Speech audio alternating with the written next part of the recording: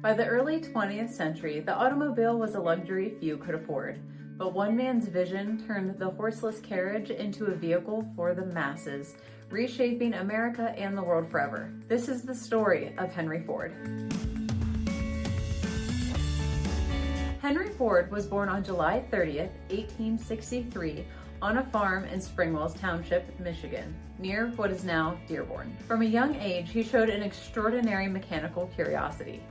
At 12, he set up his own machine shop. At just 15, he built his first steam engine. Soon after, he left the farm to work as a machinist apprentice and eventually became an engineer at the Edison Illuminating Company in Detroit, where he befriended inventor Thomas Edison, a lifelong mentor. Can you imagine? Hey, this is my friend Thomas Edison.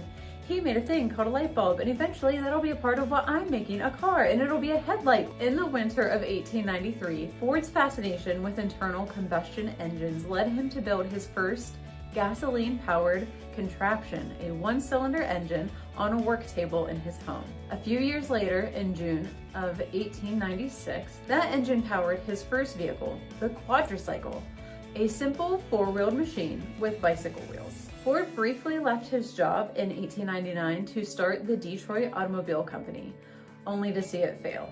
But driven by innovation, he built race cars like the Sweepstakes, beating top competitors and proving his engineering prowess. The Sweepstakes was a race car Henry Ford built in 1901, and at the time, it was a bold, almost defiant statement.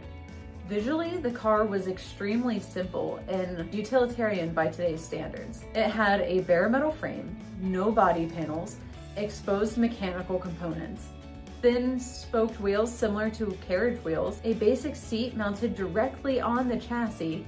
It looked less like a car and more like a motor strapped to a rolling frame, which honestly is exactly what early race cars were. What made Sweepstakes special wasn't its look, it was how Ford built it. Henry Ford didn't start with an existing car and modify it. Sweepstakes was largely custom built, but not in a polished factory sense. Ford designed and assembled the vehicle himself, using a mix of hand-machined parts, off-the-shelf components available at the time, and pieces adapted from early mechanical equipment. The heart of the car was a two-cylinder engine producing about 26 horsepower, which was serious output in 1901. Ford focused on power to weight, keeping the car as light as possible, a philosophy he'd stick with for decades. In October, Ford entered Sweepstakes in a race against Alexander Winton, one of the most famous and well-funded automakers of the era. Against expectations, Ford won the race. That single victory changed everything. Sweepstakes wasn't beautiful, it wasn't refined, but it worked, and it worked better than the competition. And that mindset,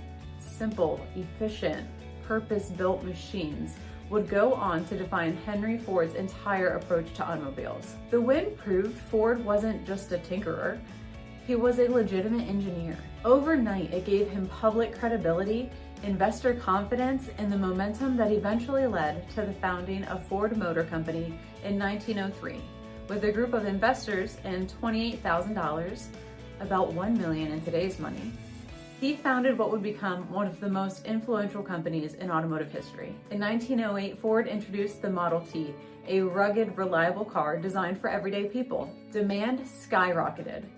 To meet it, Ford revolutionized manufacturing by standardizing parts and in 1913 implementing moving assembly line, a turning point not just in automotive production, but in industrial history. Henry Ford's innovations weren't only mechanical. In 1914, he shocked the industrial world by offering a $5 a day wage, more than double the average, alongside an 8-hour workday. This $5 day wasn't purely altruistic. It curbed turnover and helped build a loyal, skilled workforce, but it set a new standard and reshaped labor expectations in America. Ford served as president until 1919, when he stepped down in favor of his son Edsel. But he remained deeply involved, returning after Edsel's death. In 1945, he passed leadership on to his grandson, Henry Ford II, ensuring Ford remained a family business through multiple generations. The impact of Ford's work extended far beyond cars.